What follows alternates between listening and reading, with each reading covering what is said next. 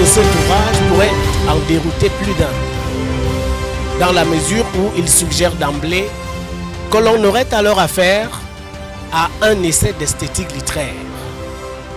Certes, la parole présidentielle, et Alain l'a dit tout à l'heure, y révèle un orateur formé aux humanités, qui a habitué ses auditoires à une langue châtiée, aux propos sobres, qui ne s'encombrent guère de tournures inutilement amphigoriques.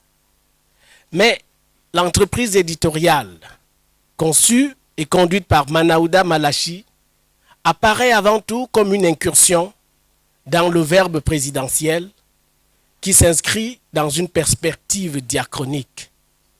Ce sont en tout 200 extraits de discours à la tonalité forte, tirés d'interviews, d'interventions de circonstances ou encore d'allocutions ritualisées.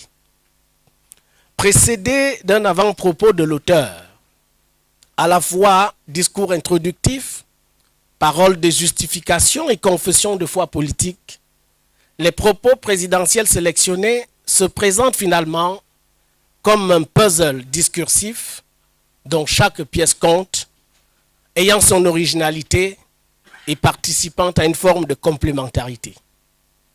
Ce travail, en vérité, dévoile une ingénierie intellectuelle de mise en cohérence et de mise en sens de la vision du président Biya dans des domaines aussi variés que la démocratie, l'économie, la diplomatie, l'insécurité, la gouvernance, le sport, et j'en passe.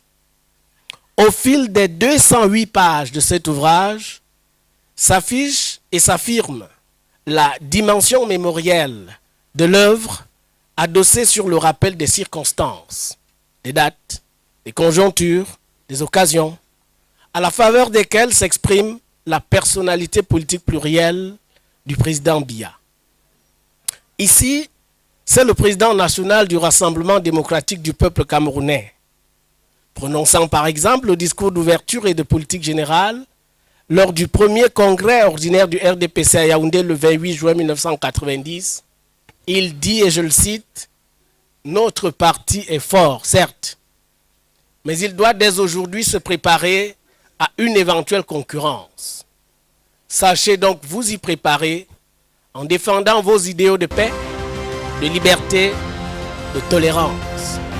Vos meilleures armes sont votre sincérité et votre foi dans l'idéal démocratique. » Fin de citation. C'était la page 60.